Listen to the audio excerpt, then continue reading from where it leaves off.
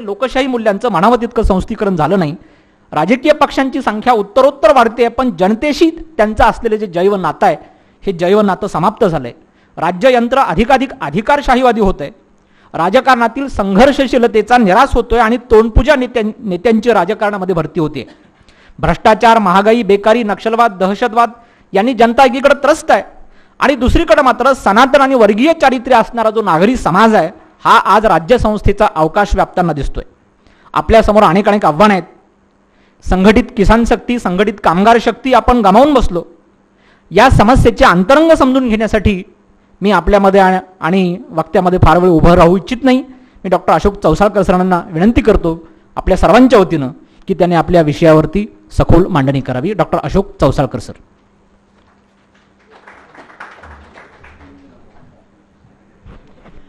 आजच्या कार्यक्रमाचे अध्यक्ष, पीपल्स कॉलेजचे प्राचार्य डॉक्टर इंगोले सर, या प्रगत अध्ययन केंद्राचे संचालक डॉक्टर प्रभाकर देव, उपस्थित असलेली सर्व मान्यवर मंडळी आणि बंधू भगिनींनो, प्राध्यापक नरहर कुरुंदकर प्रगत अध्ययन केंद्र काही वर्षापूर्वी नांदेड येथे सुरू झालेलं आहे हे मी वर्तमानपत्रामध्ये वाचलेलं होतं. जवळजवळ 30-40 एक वर्षापूर्वी मी मराठवाडा सोडलेला असला तरी मराठवाड्यातील सर्व घटनांशी एक माझा जवळचा संबंध आहे आणि एक प्रकारची आपुलकीची, आस्थेची भावना या भागामध्ये ज्या चळवळी आणि जे विचार मंथन चालू आहे त्याबद्दल माझ्या मनामध्ये असते. विद्यार्थी असताना प्राध्यापक कुरुंदकर यांचे अनेक व्याख्यानं अंबेजोगाई इथे मी ऐकलेली होती आणि त्यांची वक्तृत्व शैली आणि त्यांच्या एकूण विचारामध्ये असणारं नाविन्य, ज्याला आपण नवोन्मेषशालिनी प्रज्ञा असं प्रतिभेला म्हणतो, ती नवोन्मेषशालिनी प्रज्ञा असणारी त्यांची प्रतिभा वगैरे सगळ्या गोष्टींचा काहीसा अनुभव विद्यार्थी दशेमध्ये मी घेतलेला होता. नंतरच्या काळामध्ये एकूण माझ्या अकॅडमिक करिअरमध्ये मला आनंद याचा झाला की मला 2 पारितोषिकं प्राध्यापक कुरुंदकर यांच्या नावाची मिळाली. मराठवाडा साहित्य परिषदेचं पारितोषिक मला मिळालं आणि मला त्याचा आनंद झाला की कुरुंदकरांच्या नावाचं पारितोषिक मराठवाडा साहित्य परिषदेने मला दिलं माझ्या नवरात्र नावाच्या पुस्तकाला. त्याच पुस्तकाला अंबेजोगाईच्या कुरुंदकर संस्थेने सुद्धा पारितोषिक दिलं. तर कुरुंदकरांच्या नावाशी अशा प्रकारे एक संबंध माझा जोडला गेला. त्यानंतर या संस्थेशीही माझा संबंध जोडला गेला, याचाही मला आनंद आहे. आणि आज हा आनंद एक प्रकारे द्विगुणित होतो की एक PhDचा थेसिस कुरुंदकरांच्यावर झालेला आहे आणि त्या संस्थेमध्ये प्रगत अध्ययन केंद्रामध्ये आज मला आपल्यासमोर बोलण्याची संधी मिळते आहे. तर अनेक गोष्टींचा योग आज जुळून आलेला आहे आणि ही अतिशय आनंदाची अशी गोष्ट आहे. प्राध्यापक कुरुंदकर हे अनेक विषयांचे अभ्यासक होते आणि वेगवेगळ्या विषयांच्यावर त्यांनी अभ्यासपूर्ण अशी मांडणी केलेली आहे. कुरुंदकरांच्या मांडणीचं वैशिष्ट्य असं होतं की ते वेगळ्या प्रकारचे विचार, धक्का देणारे विचार सातत्याने मांडत असत. विचार करायला मोठ्या प्रमाणामध्ये लोकांना प्रवृत्त करत असत. ते प्रत्येक केलेलं विधान किंवा प्रत्येक मांडलेला विचार ह्याला अगदी पूर्ण असा अभ्यास पद्धतीला अनुसरून आधार दिलेला असेल किंवा पुरावा प्रत्येक वेळी दिलेला असेलच असं काही नसे, परंतु एक मांडणी त्यांची अशा प्रकारची मुक्त मांडणी असते की ज्यामधून अनेक संशोधकांना संशोधन करण्याची प्रेरणा व्हावी. राजकीय घटना भारतामध्ये ज्या घडत होत्या त्या संदर्भामध्ये मांडणी त्यांनी 1967च्या निवडणुकीनंतर जागर नावाचं त्यांचं जे पुस्तक आहे त्या पुस्तकामध्ये भारतीय लोकशाहीच्या संदर्भात काही एक मांडणी त्या काळामध्ये प्राध्यापक कुरुंदकर यांनी केलेली होती. 1967 सालची निवडणूक झालेली होती. विरोधी पक्षांची ताकद त्या काळामध्ये बऱ्याच प्रमाणामध्ये वाढली होती. आपल्याला माहिती आहे की 8 विधानसभा 8 विधानसभामध्ये काँग्रेस पक्षाचा पराभव झाला होता आणि 9 विधानसभामध्ये 9 राज्यांच्यामध्ये विरोधी पक्षांची सरकार आली होती. त्या पार्श्वभूमीवर कुरूंदकरांनी लोकशाहीच्या संदर्भात, भारतीय लोकशाहीच्या भवितव्यतेच्या संदर्भात काही विचार मांडलेले होते. दुसरे महाराष्ट्रातील एक थोर विचारवंत आणि आधुनिक महाराष्ट्राचे शिल्पकार ज्यांना म्हणता येईल ते यशवंतराव चव्हाण. त्यांची आता जन्मशताब्दी आहे. तर भारतीय लोकशाहीचं भविष्य कथन नावाचं 1969 साली त्यांनी ह्या नावाने त्यांनी एक भाषण दिलेलं होतं. 1969 काँग्रेस पक्षाच्या फुटीनंतर, की भारतीय लोकशाहीचं उद्याचं भवितव्य काय असेल याबद्दलची ते मांडणी करत असताना यशवंतराव चव्हाण यांच्यासारखा अतिशय अभ्यासपूर्ण विवेचन करणारा, त्यांचं वाचन दीर्घकाळ असं चाललेलं होतं, त्यांनी उद्या होणारे जे बदल आहेत त्या संदर्भात काही सूचक अशा टिप्पण्या त्यांच्या या भाषणामध्ये केलेल्या आहेत. आणि यशवंतरावांनी ज्या गोष्टी मांडलेल्या होत्या त्या भाषणामध्ये, त्यामध्ये 3 महत्त्वाचे मुद्दे त्यांनी मांडलेले होते. की त्यांनी एक पहिली गोष्ट अशी म्हटली की भारतीय लोकशाहीची वाटचाल इष्ट दिशेनं चाललेली आहे आणि खऱ्या अर्थाने ही लोकशाही लोकांच्यामध्ये रुजत चाललेली आहे. खालच्या स्तरातील समाजापर्यंत ही लोकशाही जात आहे. हे लोकशाहीचं एक महत्त्वाचं वैशिष्ट्य आहे. परंतु त्यांनी असं म्हटले होतं की लोकशाहीच्या वाटचालीबरोबर 3 महत्त्वाचे प्रश्न निर्माण झालेले आहेत. ते 3 महत्त्वाच्या प्रश्नापैकी पहिला प्रश्न त्यांनी असा उपस्थित केला की भारतातील जी राजकीय पक्षपद्धती आहे ती राजकीय पक्षपद्धती व्यवस्थितरित्या आज उभा राहू शकलेली नाही. भारताची पक्षपद्धती व्यवस्थितरित्या उभा राहत नाही आणि त्यामुळे भारतीय लोकशाहीच्या पुढे प्रश्न निर्माण झालेले आहेत. तर भारतीय लोकशाही व्यवस्था आणि भारतीय पक्षपद्धती व्यवस्थितरित्या का उभा राहत नाही. यशवंतरावांनी त्याचं उत्तर असं दिलेलं आहे की फार मोठ्या प्रमाणामध्ये भारतीय समाजामध्ये परिवर्तन होत आहेत. सामाजिक स्तरावर प्रचंड अशी हालचाल होते आणि समाजाच्या पोटामध्ये, समाजाच्या अंतरंगामध्ये असे दीर्घकालीन मोठे बदल होत असल्यामुळे सुव्यवस्थित अशी द्विपक्ष पद्धती किंवा त्रिपक्ष पद्धती भारतामध्ये निर्माण होण्याची शक्यता कमी आहे. असं स्पष्टपणे भारताचे गृहमंत्री म्हणून त्यांना म्हणता येत नव्हतं, तसं ते म्हणाले नाहीत. परंतु त्यांनी जे सूचक असे त्यामध्ये विवेचन केले त्यावरून त्यांना असंच म्हणायचं होतं की ह्या बदलत्या सामाजिक परिस्थितीमुळे इथे राजकीय पक्षपद्धती जी आहे ती राजकीय पक्षपद्धती स्थिर होणं कठीण आहे. दुसरा त्यांनी जो प्रश्न उपस्थित केला पक्षपद्धतीच्या बरोबरच, तोही आपल्या दृष्टीने अतिशय महत्त्वाचा होता. त्याने असं म्हटलं की भारताची ही जी जाती व्यवस्था आहे त्या जाती व्यवस्थेचा नाश करणं हे आपलं सगळ्यांचं कर्तव्य आहे आणि त्या दृष्टीने आपण प्रयत्न करत आहोत. परंतु हे जाती व्यवस्थेमध्ये जे होणारे बदल आहेत ते जाती व्यवस्थेमध्ये होणाऱ्या बदलाचा परिणामसुद्धा भारतीय लोकशाहीच्या वाटचालीवर होणार आहे. तो कशा प्रकारे होणार आहे, त्याचे काय परिणाम होणार आहेत हे त्यांनी काही मांडलं नाही. फक्त सूचक असं त्यांनी विधान केलं की ही जे जाती व्यवस्था आहे ती जाती व्यवस्था उद्याच्या संसदीय लोकशाहीच्या वाटचालीमध्ये महत्त्वाची भूमिका बजावणार आहे.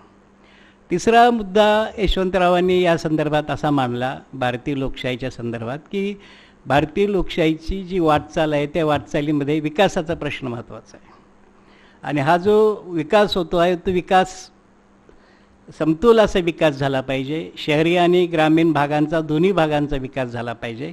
आजची अशी परिस्थिती आहे की आपण पुष्कळ प्रयत्न जरी केलेले असले तरी शहरी भागांचा विकास ग्रामीण भागापेक्षा जास्त चांगल्या प्रकारे मोठ्या प्रमाणात झालेला आहे. हा जो शहरी आणि ग्रामीण भागामध्ये विकासाचे जे अंतर निर्माण झालेलं आहे त्यामध्ये जर आपण बदल घडवून आणले नाहीत तर लोकशाहीची पुढची जी वाटचाल आहे त्या वाटचाली पुढे अनेक प्रश्न निर्माण होतील. असं एक उद्गार यशवंतरावांनी त्यांच्या भाषणामध्ये काढलेलं आहे. त्यांनी 3 प्रश्न भारतीय लोकशाहीचं भविष्य कथन करत असताना हे 3 प्रश्न आपल्या समाजासमोर असणार आहेत असं त्यांनी 1970च्या त्यांच्या त्या महत्त्वाच्या अशा भाषणामध्ये आपले मत व्यक्त केलेलं आहे. तर भारताने संसदीय लोकशाहीचा स्वीकार 1952 साली केला. त्यावेळी 3 पर्याय जगापुढे होते. 2 पर्याय जगापुढे होते. एक जो पर्याय होता तो अमेरिकन भांडवलशाहीचा पर्याय होता. तिसऱ्या जगातील विशेषतः लॅटिन अमेरिकेमधील देशांनी आणि आशिया खंडातील अनेक देशांनी त्या भांडवलशाही व्यवस्थेचा पर्याय जो होता तो पर्याय स्वीकारला आणि काही प्रमाणामध्ये अमेरिकेची नक्कल करण्याचा प्रयत्न केला किंवा ते अमेरिकेचे सॅटेलाईट स्टेट्स झाले. दुसरा पर्याय जो होता तो रशियामधील साम्यवादाचा पर्याय होता. पूर्व युरोपातील अनेक देश साम्यवादी व्यवस्थेच्या अंतर्गत काम करू लागले. आशिया खंडामध्ये चीन, उत्तर कोरिया, उत्तर व्हिएतनाम या देशांच्यामध्ये सुद्धा साम्यवादी क्रांती झाली आणि तिथे एक नवं प्रतिमान साम्यवादी क्रांतीचं निर्माण झालं आणि त्यांनी त्यांची वाटचाल सुरू केली. ज्यावेळी भारतामध्ये आपली व्यवस्था कोणत्या प्रकारची असावी याबद्दल विचार झाला त्यावेळी आपण ही संसदीय व्यवस्था स्वीकारली. संसदीय व्यवस्था स्वीकारून एक मध्यमार्ग जो आहे तो मध्यमार्ग आपण स्वीकारला आणि एक कल्याणकारी राज्याचं जे प्रतिमान होतं ते कल्याणकारी राज्याचं प्रतिमान आपण स्वीकारलं आणि एक प्रकारे तटस्थ परराष्ट्र धोरण स्वीकारून एक विशिष्ट असं ज्याला रजनी कोठारी नेहरू मॉडेल म्हणतात, नेहरूंचं विकासाचं प्रतिमान म्हणतात, ते विकासाचं प्रतिमान त्यांनी चालवलं. आता याला 50-60 वर्ष झालेले आहेत. तिसऱ्या जगातील देशांच्या विकासाचा विचार करता या 3 प्रतिमानांचं काय झालं, हे 3 प्रतिमानं त्यांचं आज काय झालं याचा आपण विचार केला पाहिजे.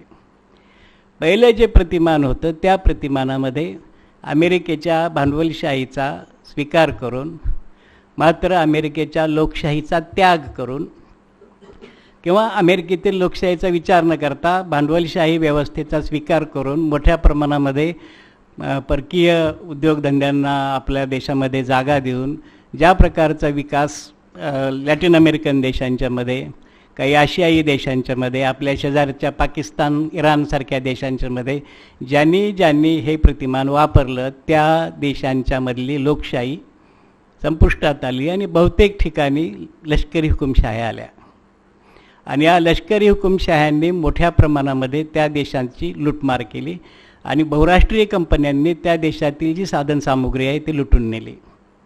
व्हेनेझुएला असो, ब्राझील असो, अर्जेंटिना असो, हे जवळजवळ 100-125 वर्षापूर्वी स्वतंत्र झालेले देश, परंतु या देशांना पूर्णतः बहुराष्ट्रीय कंपन्यांनी पिळवून काढलं आणि त्यामुळे लॅटिन अमेरिकन अर्थशास्त्रज्ञांनी आंद्रे गुंदर फ्रँक असो, कोर्रारी असो, सालेतो असो, हलेतो असो यांनी अंडर डेव्हलपमेंटचा सिद्धांत मांडला, न्यून विकासाचा सिद्धांत मांडला की अमेरिकेच्या विकासासाठी आमचा विकास, अशा प्रकारचा विकास या देशामध्ये झाला. पाकिस्तानमधल्या निम्मी राजवट ही लष्करशहांची राजवट आहे आणि कधी तिथे लष्करी राजवट येईल हे सांगता येत नाही. बांगलादेशमध्ये तसंच झालं, ब्रह्मदेशामध्ये तसंच झालं, दक्षिण कोरियामध्ये तसंच झालं. जवळजवळ सगळ्यात अमेरिकन सॅटेलाईट्स जे आहेत, अमेरिकेचे जे उपग्रह आहेत त्या उपग्रह असणारे जे देश होते त्या देशांच्यामध्ये लष्करी हुकुमशाह्या आल्या, परावलंबी आर्थिक विकास झाला आणि ते देश जे आहेत ते देश अनेक प्रकारे अनेक संकटांना तोंड देत आज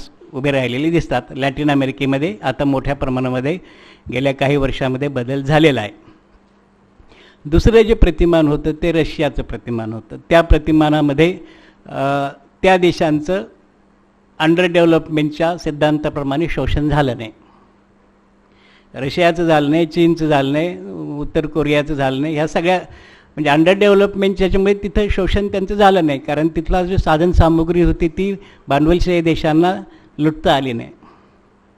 परंतु त्या देशामधल्या ज्या आर्थिक, सामाजिक, राजकीय व्यवस्था होत्या त्या व्यवस्थांच्यामध्ये असे भयंकर असे आंतरविरोध निर्माण झाले की त्या आंतरविरोधामुळे ती व्यवस्था अचानक कोसळली. 1991 साली ही रशियाची जी व्यवस्था होती, मुख्य व्यवस्था समाजवादाची मुख्य व्यवस्था ही रशियन व्यवस्था, बाकी व्यवस्था त्याच्या एवढ्या महत्त्वाच्या नाही, तर ही व्यवस्था कोसळली आणि रशिया कोसळल्याबरोबर पूर्व युरोपमधल्या व्यवस्था कोसळल्या. रशियाचं विघटन झालं, 15 गणराज्यामध्ये रशियाचं विघटन झालं आणि रशियाचे जे 3 गोरे गणराज्य होती, युक्रेन, बायलोरशिया, रशिया, यांनी सांगितलं की आम्हाला आता याच्यामध्ये जायचं नाही, आम्ही आमचं वेगळं राज्य करू. आणि त्यांनी पहिल्यांदा आशिया खंडातील जे गणराज्य होते त्यांना सांगितलं की बाय बाय, तुमचं तुम्ही बघा, आमचा तुमच्याशी काही संबंध आहे. तर समाजवादी साम्राज्यशाही विरुद्ध समाजवादी राजवटीमध्ये 70-72 वर्षे राहिल्यानंतरसुद्धा ही अशी भावना या गणराज्यांच्यामध्ये निर्माण झाली आणि ते जे प्रतिमान होतं ते प्रतिमान कोसळलं. हे अतिशय महत्त्वाची अशी गोष्ट आहे की हे जे प्रतिमान होतं ते प्रतिमान कोसळलं. चीनमध्ये हे प्रतिमान आजही काही प्रमाणामध्ये शिल्लक आहे, परंतु प्रतिमानामध्ये मूळ ज्या प्रतिमानातील संकल्पना होत्या त्या संकल्पना राहिलेल्या नाहीत. 1978 नंतर चीनमध्ये ज्या नव्या बाजारपेठेवरच्या आधारलेल्या सुधारणा झाल्या त्या सुधारणामुळे समाजवादाची जी मूळ तत्त्व आहेत ती मूळ तत्त्व चीनने स्वीकारली नाहीत. नव्या आर्थिक धोरणाचा मोठ्या प्रमाणात स्वीकार केला. सेजसारखे नवे नवे क्षेत्र उपस्थित करून परकीय भांडवलाच्या सहाय्यानं मोठ्या प्रमाणामध्ये विकास केला. आज चीन ही एक महासत्ता आहे, पण ही महासत्ता असली तरी ही महासत्ता हे खऱ्या अर्थाने कुणाला आदर्श वाटत नाही. की कुणी असं म्हणत नाही की नक्षलवादी सोडले तर ते सुद्धा म्हणणार नाहीत. आज ते म्हणतील माओचा चीन आमचा आदर्श होता, हा चीन काय आमचा आदर्श नाही. डेंग शाओपिंगचा चीन काय आमचा आदर्श नाही. डेंग शाओपिंग असं सांगत असते असे की मांजर काळा आहे का गोरा आहे याच्याशी माझा मतलब नाही, उंदीर पकडते की नाही ह्याच्यात माझा जास्त रस आहे. म्हणजे आयडियॉलॉजी माझ्या दृष्टीने महत्त्वाची नाही, माझ्या दृष्टीने यश महत्त्वाचं आहे. म्हणजे एक फलप्रामाण्यवादी भूमिका डेंग शाओपिंग यांची होती. त्यामुळे चीनमधल्या ज्या समस्या आहेत की चीनमध्ये लोकशाही नाही, चीनमध्ये सेजच्या विरुद्ध भारतामध्ये लढे होतात, चीनमध्ये लढा करण्याची जी ताकद नाही, लोक आले रस्त्यावर तर त्यांना चिरडून टाकलं जातं. 1989ची जी विद्यार्थ्यांची क्रांती झाली ती चिरडून टाकण्यात आली. त्यामुळे हे जे प्रतिमान आहे ते प्रतिमान कोसळत चाललेलं आहे. आणि आज हे प्रतिमान एका विशिष्ट अशा टप्प्यावर उभं आहे आणि मोठ्या प्रमाणामध्ये आर्थिक प्रगती करून 10%, 7%, 8% ह्याच्यामुळे ती व्यवस्था आज टिकू नये. तिसरा पर्याय पंडित नेहरू यांनी भारतासाठी निवडलेला पर्याय होता. आपण ह्या पर्यायाला कितीही शिव्या दिल्या तरी या 60-65 वर्ष हा पर्याय उपस्थित आहे, शिल्लक आहे आणि चांगल्या प्रकारे काम करतो आहे. या दोन व्यवस्थांच्या तुलनेने ही गोष्ट आपल्याला मान्य करावी लागेल. याच्यामध्ये अनेक काय आहेत, मर्यादा आहेत, अनेक याच्यामध्ये दोष आहेत आणि त्या दोषांची आता मी नंतर चर्चा करणार आहे. परंतु ही दोषांची चर्चा करत असताना हा जो महत्त्वाचा मुद्दा आहे, ह्या 3 प्रतिमानामध्ये हे जे प्रतिमान भारताचं प्रतिमान होतं तिसऱ्या जगासाठी ते प्रतिमान आजही शिल्लक आहे आणि त्या प्रतिमानाकडेच जाण्याचा प्रयत्न आता लॅटिन अमेरिकेमधील देश करताना आपल्याला दिसतात.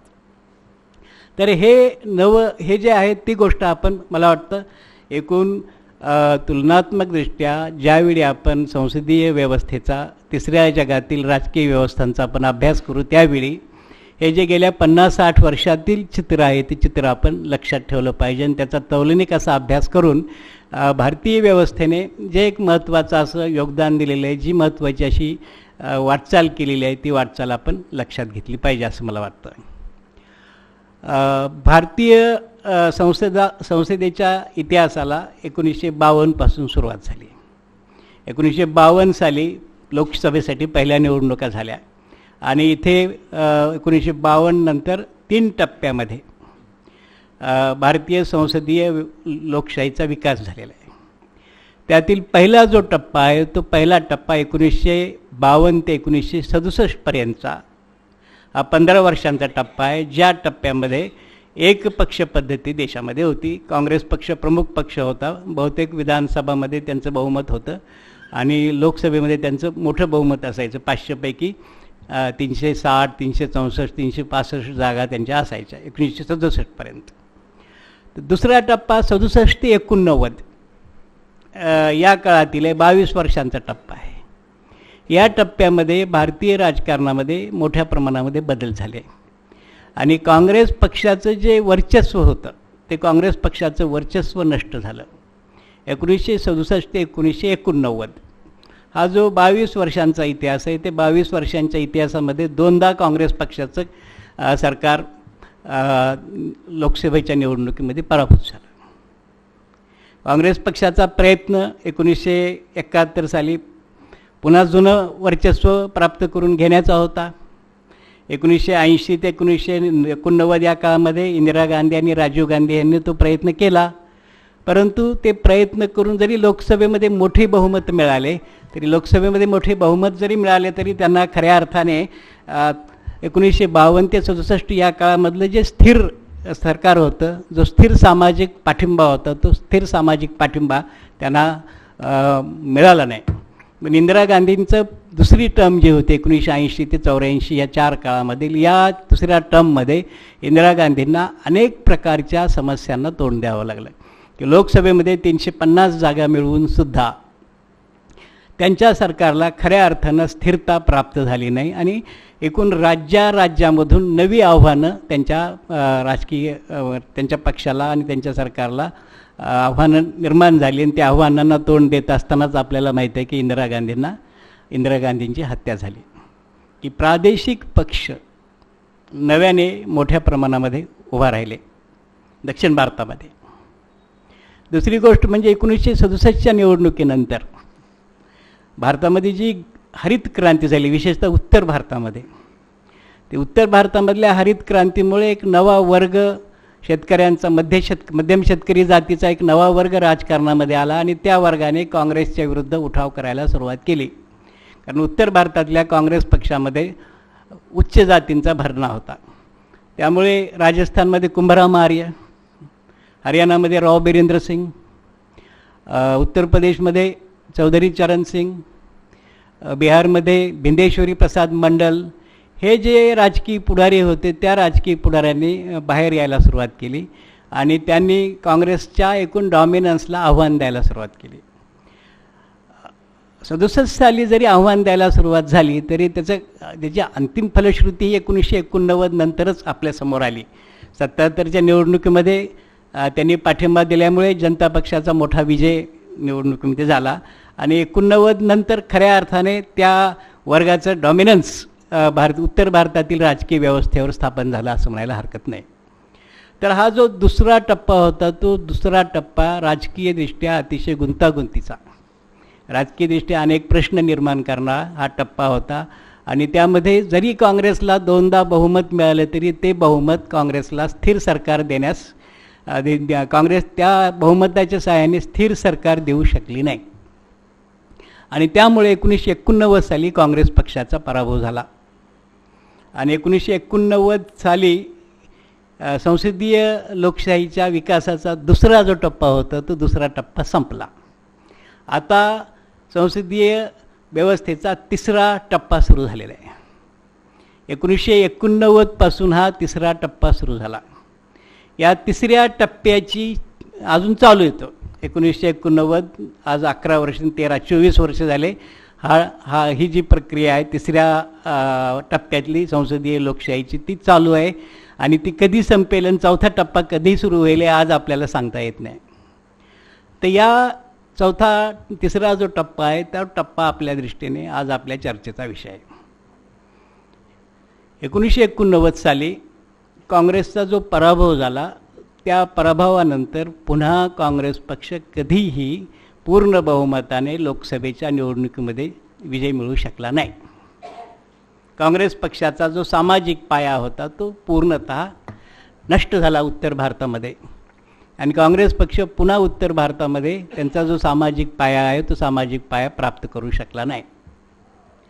हा एक महत्त्वाचा असा हे झाला. आणि दुसरा मुद्दा म्हणजे त्यानंतर जेवढी केंद्र सरकार केंद्रामध्ये स्थापन झाली ती जवळजवळ सर्व सरकारही एक नरसिंहराव यांचं अल्पमताचं सरकार जर सोडलं तर सर्व सरकारही कोअलिशन गव्हर्नमेंट्स होती, आघाडीची सरकारं होती आणि आघाडीची सरकारं त्या काळामध्ये स्थापन झाली आणि आतासुद्धा आघाडीचं सरकार आहे आणि 2014 नंतरसुद्धा आघाडीचंच सरकार येण्याची शक्यता आहे. कुणीही छाती ठोकपणे असं सांगू शकणार नाही की 2014च्या निवडणुकीमध्ये राहुल गांधी यांच्या नेतृत्वाखाली काँग्रेसला पूर्ण बहुमत 285 जागा मिळतील किंवा नरेंद्र मोदी यांच्या नेतृत्वाखाली भारतीय जनता पक्षाला 285 जागा मिळतील, ही शक्यता नाही.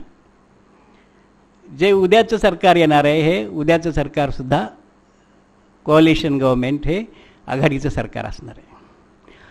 असे काय बदल झाले भारताच्या एकूण सामाजिक आर्थिक राजकीय परिस्थितीमध्ये, ज्यामुळे एक प्रकारची राजकीय अस्थिरता भारतीय राजकीय व्यवस्थेमध्ये निर्माण झालेली आहे. हा एक विचार करण्याचा मुद्दा आहे. याची पूर्ण अशी उत्तरं मला मिळालेली आहेत असं नाही. याची पूर्ण अशी उत्तरं आपल्या भारतातील राजकीय विश्लेषकांना मिळालेली आहेत अशातला भाग नाही. पण त्या काही गोष्टींची, काही बाबींची चर्चा आपल्यासमोर मला करायची आहे. आणि मग आपणही आपल्या पद्धतीनं याचं विश्लेषण करू शकाल की अजून काय काय करता येण्यासारखं आहे आणि हे असं का झालं. तर 4 ते 5 महत्त्वाचे बदल 1989 नंतर भारताच्या राजकीय आणि आर्थिक व्यवस्थेमध्ये व्हायला सुरुवात झाली. हे भारतातले बदल हे केवळ भारतातले बदल नव्हते. आधुनिक काळामधले जे बदल होतात त्याला एकूण जागतिक अर्थकारणाची पार्श्वभूमी असते. भारतामधला मोठा जो बदल झाला तो 1991 साली नरसिंहराव भारताचे पंतप्रधान झाल्यानंतर झाला की जुनं जे मॉडेल होतं, जुनं जे प्रतिमान होतं ते जुनं प्रतिमान काही प्रमाणामध्ये आर्थिक विकासाचं प्रतिमान बदलण्यात आलं आणि जागतिकीकरणाचा जो अजेंडा होता, जी कार्यक्रम पत्रिका होती, ती कार्यक्रम पत्रिका नरसिंहराव यांच्या सरकारने काही विशिष्ट अशा आर्थिक पेच प्रसंगामुळे स्वीकारली. डाव्या राजकारणाचं एकूण राजकारणाची जी सूत्र होती, जी इंदिरा गांधींनी त्यांच्या 1971 ते 77 या काळामध्ये राबवली, त्या सूत्राप्रमाणे देशाचा आर्थिक विकास होत नाही असं इंदिरा गांधींच्या स्वतःच्या लक्षात आलं. त्यामुळे 1980 साली परत आल्यानंतर इंदिरा गांधींनी आणि राजीव गांधींनी अर्थव्यवस्थेला थोडंसं ढिलं करायला, आर्थिकदृष्ट्या खाजगी क्षेत्राला वाव द्यायला त्यांनी इंदिरा गांधींनी 80 साली सुरुवात केली. ही काय नरसिंहराव यांनी प्रथम सुरुवात केली अशातला भाग नाही. सुरुवात 80पासूनच हळूहळू झालेली होती. त्याला थोडीशी गती राजीव गांधींनी देण्याचा प्रयत्न केला, पण विधानसभांच्या निवडणुकीत पराभव झाल्याबरोबर ते मागे हटले. परंतु 1991 नंतर याला एक गती मिळाली. नरसिंहराव यांनी एक गती दिली आणि त्यानंतर भारतीय एक जागतिकीकरणाच्या प्रक्रियेला इथं भारतामध्ये सुरुवात झाली. मग त्यामध्ये जागतिकीकरणाच्या प्रक्रियेमध्ये खाजगीकरण, उदारीकरण या ज्या 2 गोष्टी होत्या त्या 2 गोष्टी महत्त्वाच्या होत्या. युरोपमध्ये, विशेषतः पश्चिम युरोपमध्ये दुसऱ्या महायुद्धानंतर एक कल्याणकारी राज्यव्यवस्था स्थापन झाली. या कल्याणकारी व्यवस्थेला युरोपमधल्या भांडवलशाहीने मोठा पाठिंबा दिला. आणि एक 40 ते 50 वर्ष ही जी भांडवलशाही होती त्या भांडवलशाहीचं एक सुवर्णयुग युरोपमध्ये होतं. आणि ते युरोपमधले कारण मोठ्या प्रमाणामध्ये प्रॉफिट्स मिळत होते, मोठ्या प्रमाणामध्ये वेलफेअर, सोशल सिक्युरिटी ज्या होते त्यासाठी पैसा खर्च केला जात होता आणि सार्वजनिक क्षेत्राचा मोठ्या प्रमाणामध्ये वापर केला जात होता. तर ही जी कल्याणकारी राज्याची धोरणं पश्चिम युरोपमधल्या देशांनी अंगीकारलेली होती त्या धोरणांना आव्हान मिळायला 1980पासून सुरुवात झाली. आणि हे धोरणं फार पुढे जाऊ शकत नाहीत. हे ब्रिटनमध्ये ज्यावेळी जेम्स कॅलहॅम 77 साली 77 ते 79 या काळामध्ये ते इथले पंतप्रधान होते लेबर पार्टीचे, त्यावेळीच तिथे प्रश्न निर्माण झाले. आणि मग मार्गरेट थॅचर ह्या 1979 साली पंतप्रधान झाल्यानंतर त्यांनी उजव्या धोरणांचा स्वीकार केला आणि ते जे त्यांनी परिवर्तनं घडवून आणले त्या परिवर्तनामुळे आर्थिक विकासाचा दर वाढला आणि अनेक प्रश्न त्यामधून निर्माण झालेले जे होते ते सुटायला सुरुवात झाली.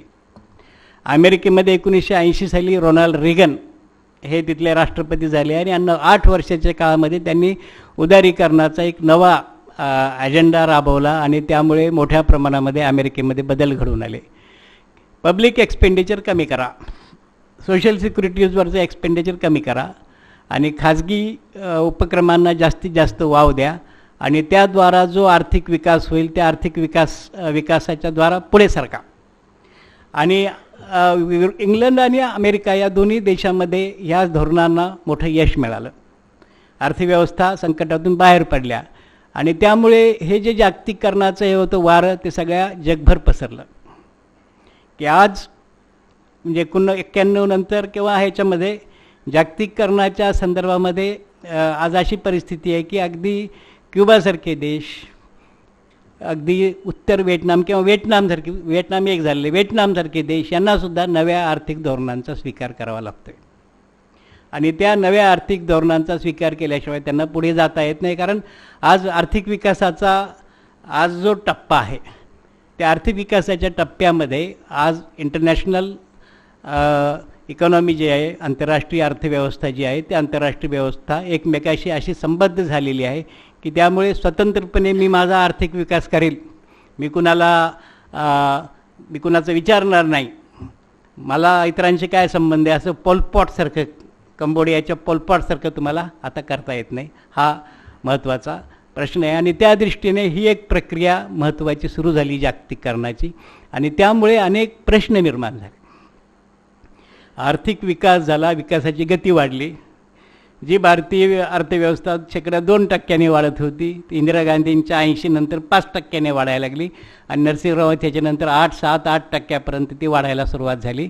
तर हे जे आर्थिक विकासाचा आणि विकासाची जी गती आहे ती गती वाढली आणि मग त्यामुळे समाजामध्ये प्रचंड असे बदल व्हायला सुरुवात झाली.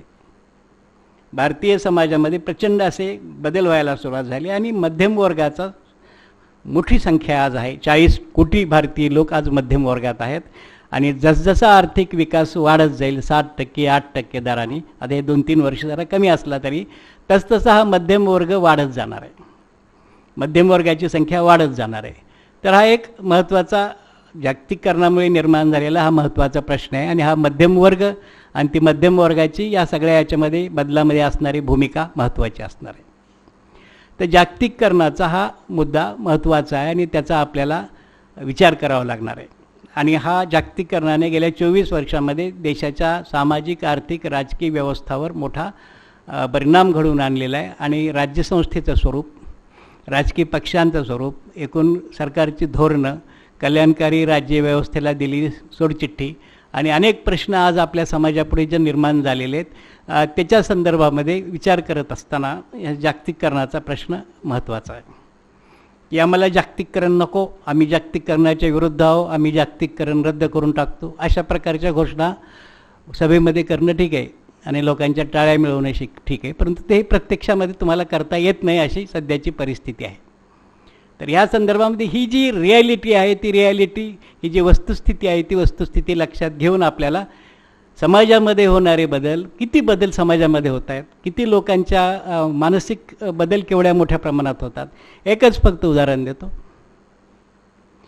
की स्त्रिया मागे आत्महत्या करत होत्या, घरामध्ये त्रास झाल्यानंतर नवऱ्याचा, सासूचा त्रास यामुळे. तर आत्महत्या आहेत, आत्महत्या होत आहेत कारण समाजामध्ये हा प्रश्न, आपल्या समाजामध्ये स्त्री पुरुष विषमतेचा प्रश्न आहे. पण आजच्या नव्या बदलत्या परिस्थितीमध्ये स्त्री एकटी मरत नाही आहे. ती आपल्या मुलांच्या छोटे 2 वर्षाचा, 10 महिन्याचं, 5 वर्षाचं, 8 वर्षाचं मूल बरोबर घेऊन त्याला विष पाजून, त्याला बरोबर घेऊन सगळ्या कडेला आपल्या अंगाला बांधून नदीमध्ये, विहिरीमध्ये उडी टाकून 4-4 माणसं एकदम मरत आहेत. हे असं कोणतं प्रेम आहे की आपल्यानंतर आपल्या मुलाचं काय होईल अशी भीती वाटून सगळ्यांनीच मरणे. जुन्या काळामध्ये मरताना ती बाई काय म्हणायची, माझं मी मरून जाते, शेजारीला सांगायची बाबा माझ्या लेकराकडं बघ, त्याचा सांभाळ कर, किंवा कुणाला तरी सांगून जायची. पण आज अशी परिस्थिती राहिली नाही. आज असं झालं की आपण सगळ्यांनीच मरावं, की आपण मोठा गुन्हा करतोय, 10 महिन्याच्या मुलाला आपल्याबरोबर ठार मारतोय, असा कुठलाही नैतिक विवेक हे राहिलेलं नाही. ते समाजामध्ये कशा प्रकारे मानसिक आपला जो हे आहे विचार आहे, मानसिक जो नीतिविवेक आहे, तो कशा प्रकारे या नव्या ह्याच्यामध्ये बदलतो आहे ह्याचं एक फक्त मी उदाहरण आपल्याला दिलेलं आहे. दुसरा जो बदल आज मोठ्या प्रमाणात झाला आणि तो जागतिकीकरणाच्या संदर्भामध्ये एक प्रकारचा आपण असं म्हणू की विरोधाभास आहे, परंतु तो बदल मोठ्या प्रमाणात झालेला आहे. तो म्हणजे ज्याला रिटर्न ऑफ कास्ट, जातीचा समाजामध्ये मोठ्या प्रमाणामध्ये राजकारणामध्ये, समाजकारणामध्ये पुनःप्रवेश झालेला आहे. तोंडाने भाषा जाती निर्मूलनाची, कृती सगळी जाती बळकट करण्याची. तर हे का झालं? राजकीय पक्ष, मुख्य आमचे जे राजकीय पक्ष आहेत ते जितके कमजोर व्हायला लागले तितके जातीची अस्मिता आणि जातीचं राजकारण मोठ्या प्रमाणामध्ये वाढायला सुरुवात झाली. याची सुरुवात आधी झालेलीच होती, परंतु 1990 साली मंडल कमिशनचा जो प्रस्ताव आहे तो प्रस्ताव मान्य केल्यानंतर त्याचं जे राजकारण झालं की मंडल कमिशनचं रेकमेंडेशन इम्प्लिमेंट करण्यामध्ये कुठल्याही प्रकारची चूक नव्हती, कारण ती एक ऐतिहासिक गरज होती. त्या प्रकारची मागणी अनेक वर्षापासून देशामध्ये होत होती. परंतु विश्वनाथ प्रताप सिंग आणि त्यांच्याबरोबरचे जे सर्व सहकारी होते त्यांना त्याच्यातून राजकीय फायदा मिळवायचा होता आणि पॉलिटिसायझेशन ऑफ कास्ट व्हायला तिथं सुरुवात झाली. आणि त्यानंतर व्ही पी सिंग गेले, परंतु व्ही पी सिंगांची जी लिगसी आहे ती व्ही पी सिंगांची लिगसी इतकी विषारी ठरली की जातीने सगळ्या आपल्या जीवनाला ग्रासून टाकलेले. जातीचे पक्ष निर्माण झाले, जातींच्या संस्था निर्माण झाल्या, जातींचे वेगवेगळे पुरुष निर्माण झाले. इतिहासातून मिथ्यकथातून पुरुष आणले. जो परशुराम क्षत्रिय आई आणि ब्राह्मण पुरुष यांचा मुलगा, रेणुका ही क्षत्रिय स्त्री होती, राजाची मुलगी होती, तो परशुराम ब्राह्मण जातीचा मोठा हिरो झाला. तो हिरो का झाला? तर त्याने 21 वेळा पृथ्वी निक्षत्रिय केली. ही थाप सगळी. पण ही थाप असली तरी आपल्या जातीला ती महत्त्वाची वाटते ना, आपल्या जातीचा अहंकार वाढतो ना, स्वीकारा. आणि त्या परशुरामाचे मोठमोठे पुतळे फोटो सगळीकडे उभा करा. मग बाकीच्या लोकांनी तेच करायला सुरुवात केली. जातीच्या अस्मिता जुन्या काळामध्ये, आता सरांसारखे लोक आहेत ते सांगतील की जातीचं हे करणं लोकांना आवडत नव्हतं, परंतु आज आम्ही जाती नष्ट करत आहोत असं म्हणून प्रत्येक ठिकाणी जात मोठ्या प्रमाणामध्ये राजकारणामध्ये, समाजकारणामध्ये पुढे येताना आपल्याला दिसते. आज जातीचे पक्ष निर्माण झाले. ज्या जनता पक्षाने हे भूत बाहेर काढलं त्या जनता पक्षाला सगळ्यात जास्त शिक्षा त्याची मिळाली. कारण डॉक्टर आंबेडकरांनी ॲनिहिलेशन ऑफ कास्ट या पुस्तकामध्ये असं म्हटलेलं आहे, जाती निर्मूलनाच्या, त्यात त्यांनी स्पष्टतः असं म्हटलेलं आहे की जात ही अशी गोष्ट आहे की त्या जात ह्या सिस्टीमवर कुठल्याही प्रकारची स्थिर अशी सामाजिक किंवा राजकीय व्यवस्था निर्माण होऊ शकत नाही. कारण जातीचं अंगभूत वैशिष्ट्य म्हणजे जात समाजामध्ये विभाजन करते. डॉक्टर जदुनाथ सरकार यांच्या ह्याच्यात बोलायचं ती कास्ट इज एंडलेस फिशन, सतत समाजामध्ये विभाजन करण्याचं काम करते. मग जनता पक्षाचे आज किती जनता परिवार आहे? नवीन पटनायक, नितीश कुमार, मुलायम सिंग यादव, ओमप्रकाश चौटाला, लालू प्रसाद यादव, असे अनेक त्याचे तुकडे झाले. एच डी देवेगौडा, पुन्हा रामकृष्ण हेगडे यांचा जनता दल, तिथं संयुक्त जनता दल, असे तुकडे झाले. याचं कारण असं की कास्ट हा तुम्ही एकदा आधार घेतला की कास्ट, डॉक्टर आंबेडकर म्हणाले असं की विभाजन करत राहते सातत्याने. त्यामुळे अशा प्रकारे राजकीय पक्षांचं मोठ्या प्रमाणात विभाजन झालं आणि कास्टच्या आधारावर राजकीय पक्ष उभा राहिले. कास्टच्या आधारावर जे राजकीय पक्ष उभे राहतात ते फार वाढत नाहीत, परंतु कास्टचा जातीय त्याची जी अस्मिता आहे, जातीय अहंकार आहे, त्यामुळे ते नष्टही होत नाहीत. तेवढा त्यांना उभा राहण्याचा आधार मिळत राहतो. मग काही पक्ष जे आहेत ते कृतक, जरी नाव मोठं घेतलेलं असलं तरी त्याच्या पाठीमागे एक जातीचा आधार असतो आणि त्या जातीच्या आधारावर ते पक्ष उभे असतात. तर हे जात पुन्हा मोठ्या प्रमाणामध्ये राजकारणामध्ये, समाजकारणामध्ये व्यापक स्तरावर आलेली आहे. हा एक आपल्या पुढचा मोठा प्रश्न आहे आणि याच्या विरुद्ध कसा संघर्ष करायचा हे आज आपल्या लोकशाही पुढचं महत्त्वाचं आव्हान आहे असं मला वाटतं. आता 1931 साली शेवटची कास्ट सेन्सस झाली. त्यानंतर सरकारने ठरवलं की कास्टच्या आधारावर सेन्सस करायचं नाही, जनगणना करायची नाही. काँग्रेस पक्षाची जात आणि धर्म याच्या विरुद्ध लढण्याची जी परंपरा होती ती परंपरा काँग्रेस अध्यक्ष सोनिया गांधी आणि आमचे पंतप्रधान मनमोहन सिंग यांना माहीत नसल्यामुळे 1931 साली जातीची जनगणना का रद्द केली याच्या मागची कारणं माहीत नसल्यामुळे घटना परिषदेच्या मसुदा समितीमध्ये डॉक्टर वल्लभभाई पटेल यांच्या अध्यक्षतेखाली जी राखीव जागांच्या संदर्भात समिती होती तिच्यामधली चर्चा जी झालेली आहे तिथं मग डॉक्टर आंबेडकर वल्लभभाई पटेल वगैरेंनी केलेलं जे प्रतिपादन त्या संदर्भात आहे त्याचा विचार न करता राजकीय हितसंबंधानं हे करून आता पुन्हा तुम्ही जनगणनेमध्ये कास्ट आणली आणि ही कास्ट आणल्यामुळे ही भारतीय राजकारणामध्ये कास्टचा प्रभाव त्यामुळे वाढणार आहे.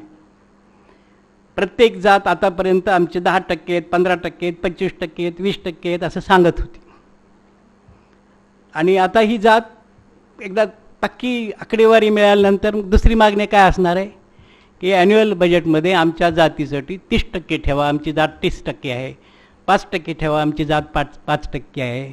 तर अशा प्रकारे शतशः विभाजन देशाचं होण्याची शक्यता आहे. त्यामुळे ही जी जेनी आहे ती आपण बाहेर काढलेली, तिचे परिणाम पुढच्या पिढ्यांना किती भोगावे लागतील हे मला माहीत नाही.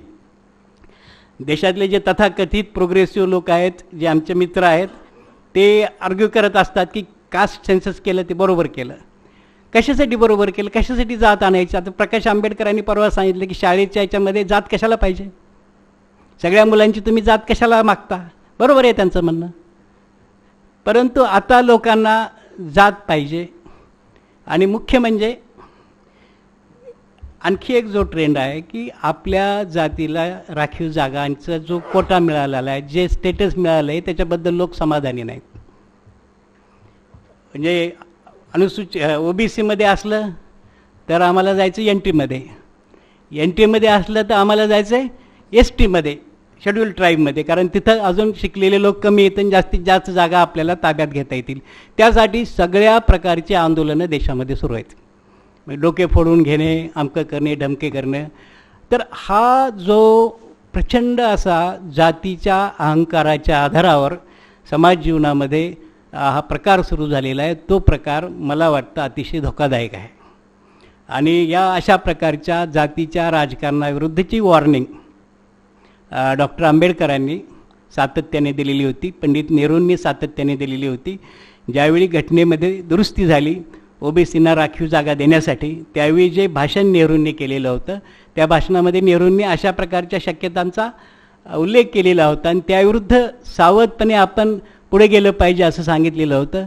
तर त्यामुळे मूळ जे उद्दिष्ट आहे ते उद्दिष्ट आज आपल्यापुढे राहिलेलं नाही. त्यामुळे आपल्या समाजापुढे हे जे नवे प्रश्न निर्माण झालेले आहेत, जातीय अस्मिता मोठ्या प्रमाणात निर्माण होण्याचे ते प्रश्न कशा प्रकारे आपल्याला हाताळावे लागतील आणि पुढच्या ह्याच्यामध्ये जागतिकीकरणामधून निर्माण झालेल्या नव्या शक्ती आणि जातीय अस्मितेतून आणि अहंकारातून निर्माण झालेल्या नव्या शक्ती यांच्यामधले जे डायलेक्टिक्स आहे, यांच्यामध्ये जे विरोध विकासी संबंध आहेत ते कशा प्रकारे विकसित होणार आहेत हे पाहणं महत्त्वाचं आहे. याच्याबद्दल पुढे काय होईल हे मी सांगू शकत नाही.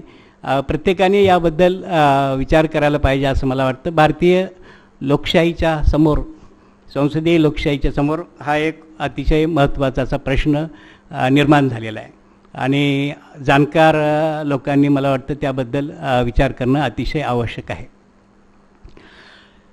तिसरा जो प्रश्न आपल्या लोकशाहीच्या संसदीय लोकशाहीच्या समोर उभा राहिलेला आहे तो प्रश्न यशवंतरावांनी जो उल्लेख केलेला होता की राजकीय पक्षांच्यामध्ये अनेक प्रकारचे संघर्ष निर्माण झालेले आहेत आणि राजकीय पक्षाची जी शिस्त आहे ती शिस्त तोडून लोक पक्षांतर करत आहेत आणि यामुळे राजकीय पक्षांची शिस्त आणि राजकीय पक्षांची जी रचना आहे ती रचना धोक्यात येण्याची शक्यता निर्माण झालेली आहे.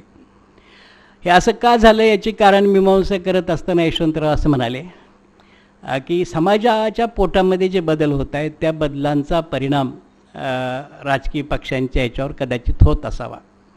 एक त्यांनी त्याचं हे केलेलं होतं, शक्यता त्यांनी व्यक्त केलेली होती. आता समाजाच्या अंतरंगामध्ये मोठ्या प्रमाणामध्ये बदल होत आहेत. वेगवेगळ्या प्रकारच्या अस्मिताच्या आधारे वेगवेगळे पक्ष निर्माण होत आहेत, जातीच्या आधारावर पक्ष निर्माण होत आहेत, हे आपण बघितलं. आज सध्या आपल्या देशामध्ये जे दोन तथाकथित राष्ट्रीय पक्ष आहेत ते म्हणजे काँग्रेस आणि भारतीय जनता पक्ष. या दोन्ही पक्षांना मिळून सार्वत्रिक निवडणुकीमध्ये 50% सुद्धा मतं मिळत नाहीत. 44-45 किंवा 47-48% या दोन पक्षांना मतं मिळतात. त्यानंतरचा जो राष्ट्रीय पक्ष आहे तो म्हणजे मार्क्सवादी कम्युनिस्ट पक्ष, त्याला 4-5% मतं मिळतात. भारतीय कम्युनिस्ट पक्षाला 1-1.5-2% मतं मिळतात. पण सगळे मिळून हे जे 4 राष्ट्रीय पक्ष आहेत, भारतीय जनता पक्ष, काँग्रेस पक्ष, CPI, CPM, या सगळ्यांना मिळून 50%पेक्षा 53-54% मतं मिळतात. आणि बाकीची 45% मतं ही विविध राजकीय पक्षांना, प्रादेशिक पक्षांना मिळताना आपल्याला दिसतात. आता काही प्रादेशिक पक्ष, आता बहुजन समाज पक्ष असं म्हणतो की आम्ही राष्ट्रीय पक्ष आहोत, पण त्याची ताकद एकाच प्रांतामध्ये, उत्तर प्रदेशमध्ये. आपले शरद पवार म्हणतात की त्यांचा राष्ट्रवादी काँग्रेस राष्ट्रीय पक्ष आहे, पण त्या पक्षाची ताकदसुद्धा फक्त महाराष्ट्रामध्ये, महाराष्ट्राच्या बाहेर नाही. त्यामुळे वेगवेगळ्या प्रादेशिक पक्षांची मोठ्या प्रमाणात होत असलेली निर्मिती हा एक आपल्या संसदीय व्यवस्थेपुढे निर्माण झालेला प्रश्न आहे. प्रादेशिक पक्ष वेगवेगळ्या कारणाने निर्माण होत आहेत. एक दीर्घकालीन सामाजिक चळवळीतून निर्माण झालेले द्रविड मुन्नेत्र कळघम, अण्णा द्रविड मुन्नेत्र कळघम यांच्यासारखे पक्ष किंवा अकाली दल यांच्यासारखे पक्ष, हे पक्ष जर सोडले तर काही काँग्रेस पक्षातून बाहेर पडलेले बरेच पक्ष आहेत. म्हणजे राष्ट्रीय आपले राष्ट्रवादी काँग्रेस आहे, ममता बॅनर्जी यांचा तृणमूल काँग्रेस आहे, जनता पक्षाने तर बरीच आपल्याला योगदान प्रादेशिक पक्षांचं दिलेलं आहे. तर हे प्रादेशिक पक्षांनी निर्माण केलेलं आव्हान हे महत्त्वाचं आव्हान आहे. आणि त्यांनी वेगवेगळ्या प्रांतामध्ये प्रादेशिक पक्षामध्ये फुटी होतात. त्यांचे आता DMKच्या 5-6 DMK आहेत. DK आहे ओरिजिनल, DMK आहे, AIDMK आहे, MDMK आहे, ते विजयकांत यांचा आणखी एक DMK आहे. तर असे प्रत्येक याचे तुकडे होत जातात. नवीन पटनायक यांच्या ह्याचेसुद्धा 2 तुकडे झाले, आसाम गण परिषदेचे 3 तुकडे झाले, अकाली दलाचे 2-3 तुकडे झाले. तर हे विभाजनाची जी प्रक्रिया आहे राजकीय पक्षांच्या, ही विभाजनाची प्रक्रिया मोठ्या प्रमाणामध्ये निर्माण झाली आहे. त्यामुळे स्थिर राजकीय सरकार प्रस्थापित होणं वरचेवर अवघड चाललेलं आहे. ज्या देशामध्ये प्रपोर्शनल रिप्रेझेंटेशन, प्रमाणशीर मतदार पद्धती असते, त्या देशामध्ये अशा प्रकारचे पक्ष निर्माण झाले तर समजू शकतं. पण भारतामध्ये फर्स्ट पास द पोल सारखी व्यवस्था असतानासुद्धा इथे अशा प्रकारचे पक्ष मोठ्या प्रमाणात निर्माण होत आहेत. आणि त्याचं एक कारण समाजामध्ये होत जाणाऱ्या घडामोडी हे आहे. त्याच प्रकारे राष्ट्रीय समजले जाणारे जे राजकीय पक्ष आहेत, ते राष्ट्रीय समजले जाणारे जे राजकीय पक्ष आहेत, ते आपल्या मध्ये असणारे जे विविध हितसंबंध आहेत, त्या हितसंबंधांना एकत्र बांधू शकत नाहीत. आणि ते एकत्र बांधू न शकल्यामुळे आणि पक्षात राहण्यापेक्षा बाहेर जाणं जास्त श्रेयस्कर आहे असं वाटल्यामुळे भारतीय जनता पक्ष काय, काँग्रेस पक्ष काय, याच्यामध्ये मोठ्या प्रमाणात फूट पडते. आता कर्नाटकामध्ये येदुवीरप्पा यांनी स्थापन केलेला कर्नाटक जनता पक्ष काय, किंवा महाराष्ट्रामध्ये शरद पवार यांनी स्थापन केलेला राष्ट्रवादी काँग्रेस पक्ष काय, इथे मला वाटेल तसं वागायला मला मिळालं पाहिजे हीच भावना त्यामध्ये होती. आणि त्यांनी वेगळे पक्ष फारसा वेगळा विचार नसताना काढलेले आहेत. तर हे प्रश्न निर्माण झाले आहेत. आता असे पक्ष निर्माण होतात, असे पक्ष टिकतात, त्याचं कारण मतदार त्यांना पाठिंबा देतात.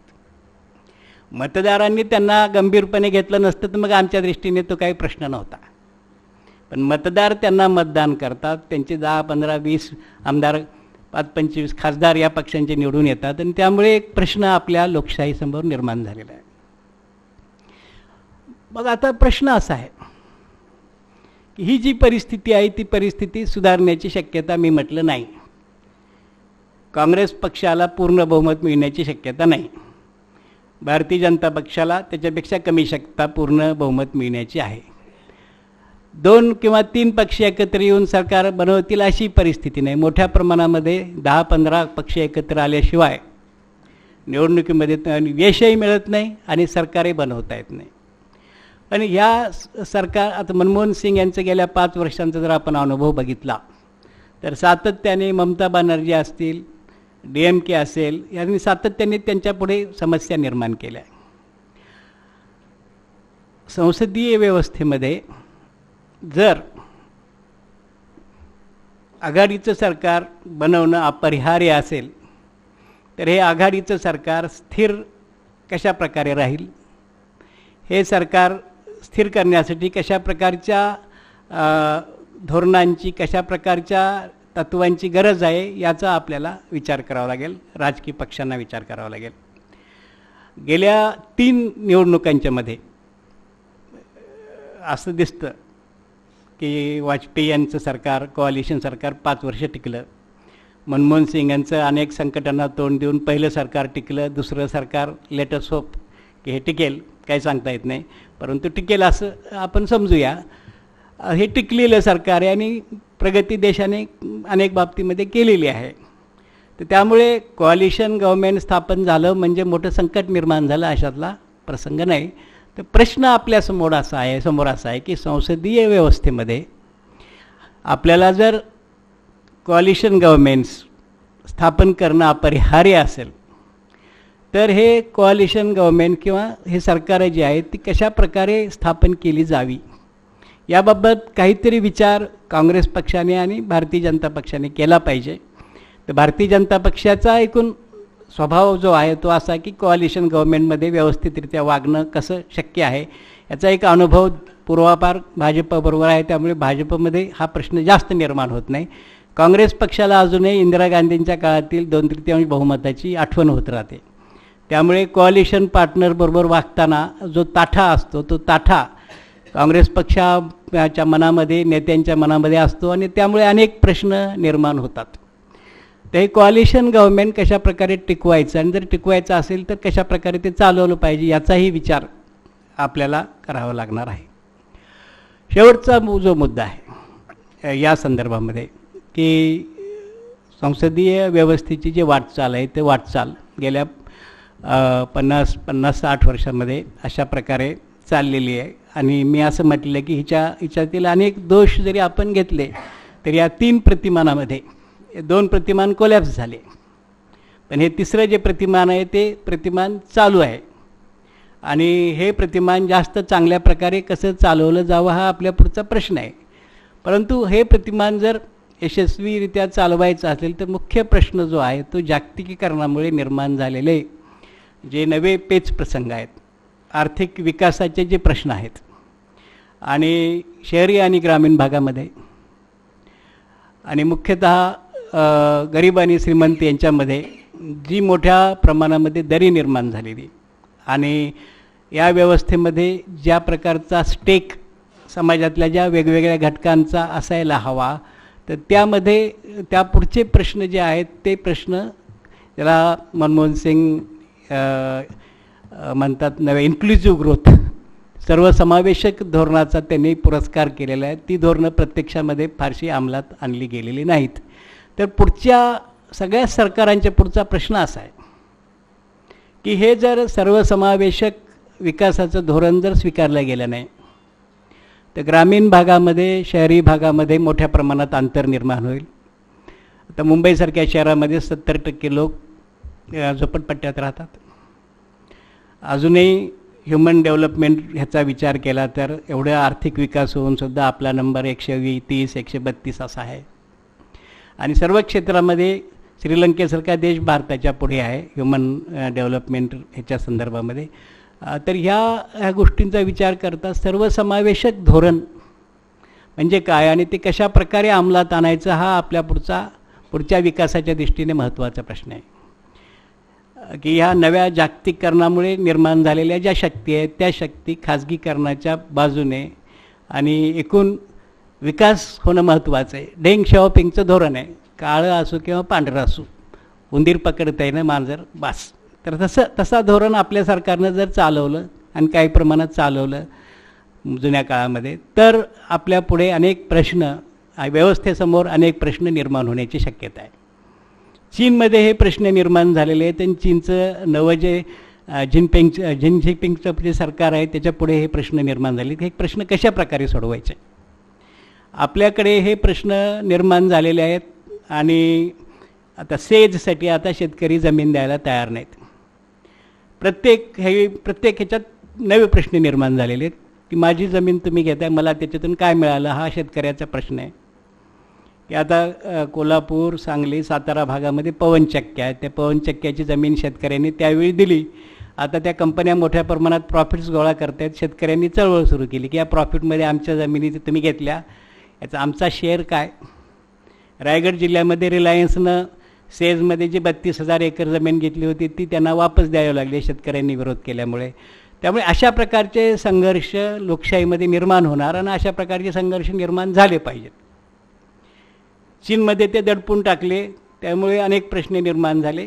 पण तशा प्रकारचे संकट आपल्या देशामध्ये आपल्या देशामध्ये निर्माण होत नाहीत, कारण इथे एक लोकशाही व्यवस्था आहे. आणि आपण वेगवेगळ्या प्रकारे शेवटी विलासराव देशमुख मुख्यमंत्री असताना त्यांना हे कबूल करावं लागलं की शेतकऱ्यांना जमीन द्यायची की नाही ते त्यांनी ठरवावं. आणि शेवटी तिथं सार्वमत घेण्यात आलं आणि त्यामध्ये शेतकऱ्यांनी सांगितलं की आम्ही जमीन देत नाही. पश्चिम बंगालच्या सरकारने हाडेलहप्पी करून ती जमीन अक्वायर करून त्यांना दिली. त्यामुळे अनेक प्रश्न निर्माण झाले आणि पश्चिम बंगालच्या सरकारला निवडणुकीमध्ये पराभव पत्करावा लागला. त्यामुळे हा प्रश्न जो आहे, समावेशक विकासाचा जो प्रश्न आहे, तो आपल्या पुढचा एक महत्त्वाचा प्रश्न आहे. कारण आता लोक जागृत होत आहेत, आपल्या अधिकारासाठी लढत आहेत आणि लोकशाहीमध्ये अवकाश आहे. तुम्हाला लढाई करायचीच नाही असं म्हणता येत नाही. लोकशाहीमध्ये अवकाश आहे आणि हा जो अवकाश आहे तो अवकाश लोकशाहीमध्ये अतिशय महत्त्वाचा असा अवकाश आहे. तो आपल्या लोकांना हा अवकाश लोकशाही व्यवस्थेनं मिळवून दिला आहे आणि हा अवकाश मिळाला पाहिजे. लोकशाही व्यवस्था चालू राहिली पाहिजे. कारण लोकशाहीमध्ये जरी समस्या असल्या तरी कोल्हापूरमध्ये शिवाजी विद्यापीठामध्ये आदरणीय गोविंदभाई श्रॉफ एका चर्चासत्राच्या उद्घाटनाला आलेले होते. तर उद्घाटनाच्या भाषणामध्ये त्यांनी सांगितलं की लोकशाहीमधल्या समस्यांना उत्तर लोकशाही हेच आहे, त्याला दुसरं काही उत्तर नाही. तर हे त्यांचं जे स्टेटमेंट आहे गोविंदभाई श्रॉफ यांचं, ते मला वाटतं अतिशय महत्त्वाचं की लोकशाहीमधील समस्या आपण लोकशाहीच्या मार्गाने सोडवल्या पाहिजेत. तर संसदीय व्यवस्थेने समस्या सोडवल्या, अर्धवट सोडवल्या, काही राहिल्या, ही गोष्ट खरी असली तरी आपली वाटचाल एका विशिष्ट अशा दिशेनं चाललेली आहे आणि तिला पर्यायी व्यवस्था आज आपल्यासमोर उपलब्ध नाही. त्यामुळे आज उपलब्ध परिस्थितीमध्ये यशवंतराव चव्हाणांनी त्यांच्या भाषणामध्ये म्हटल्याप्रमाणे ही लोकशाहीची जी वाटचाल आहे ती यशस्वीरित्या पुढे नेण्यामध्ये हा जो बदलाची हे एक आपल्याजवळ असलेलं जे हत्यार आहे ते हत्यार आपण पुढे नेलं पाहिजे. आणि त्या दृष्टीने हे लोकशाही महत्त्वाची आहे. की डॉक्टर आंबेडकरांनी असं म्हटलं होतं की हे लोकशाहीचं जे चाक आहे, चक्र, हे परिवर्तनाचं चक्र आहे. हे चक्र राज्यघटना आपण सुरू केल्यामुळे अर्ध फिरलेलं आहे. हे अर्ध फिरलेलं राज्यघटनेने आपल्याला प्रॉमिसेस दिले. हे अर्ध फिरलेलं चक्र आहे, त्या चक्राला गती देण्याचं काम आपलं सगळ्यांचं आहे. तर ही गती लोकशाहीच्या संसदीय लोकशाहीच्या चक्राला गती देण्याचे काम समाजातले वेगवेगळे घटक करताना आपल्याला दिसत आहेत. तर त्यामुळे हे लोकशाही लढे कायम राहिले पाहिजेत, पुढे गेले पाहिजेत. पण त्याचबरोबर या बदलाच्या ज्या अनेक शक्ती विघटन निर्माण करण्याची शक्यता आहे त्याकडेही आपल्याला लक्ष द्यावं लागणार आहे. आणि त्या दृष्टीने लोकशाहीकरणाच्या ज्या प्रक्रिया आहेत त्या ज्याप्रमाणे पुढे नेणाऱ्या, समाजामध्ये एकत्व प्रस्थापित करणाऱ्या शक्तींना बळ देतात, त्याचप्रमाणे त्या समाजाचं विघटन करणाऱ्या हिंदीमध्ये ज्याला फिरकापरस्त अशा शक्ती असतात त्यांनाही बळ देत असतात. आणि अशा प्रकारच्या राजकीय प्रक्रिया आपल्याला नॉर्थ ईस्टर्न स्टेट्स जे आहेत सगळे 7, त्यामधले मिझोराम, आसाम, नागालँड वगैरे जे राज्य आहेत त्यामध्ये अशा प्रकारच्या शक्ती कार्यरत झालेल्या आपल्याला दिसून येतात. त्यामुळे एकूण संसदीय लोकशाहीची ही जी वाटचाल आहे त्या वाटचालीच्या मार्गामध्ये असणारी निरनिराळी संकटं, त्यामधून निर्माण झालेल्या समस्या, बदल ज्यावेळी होतो तो बदल कसा अनेक प्रकारच्या समस्या आपल्यासमोर निर्माण करतो हे मी आपल्यासमोर मांडलं. पण ते करत असताना आपण आपली वाटचाल ही प्रगतीच्या दिशेने एका लोकशाही जास्त संपन्न करण्याच्या दृष्टीने वाटचाल चाललेली आहे असंही माझं मत आहे. आणि त्या दृष्टीने माझे काही जे थोडेसे विचार होते ते मी आपल्यासमोर मांडले. आपणही माझे विचार शांतपणे ऐकून घेतले, त्याबद्दल आपलं. आणि हे विचार मांडण्याची संधी देव सरांनी, इंगोले सरांनी मला दिली, त्याबद्दल त्यांचे. मी त्यांच्या प्रती मी आभार व्यक्त करतो. धन्यवाद.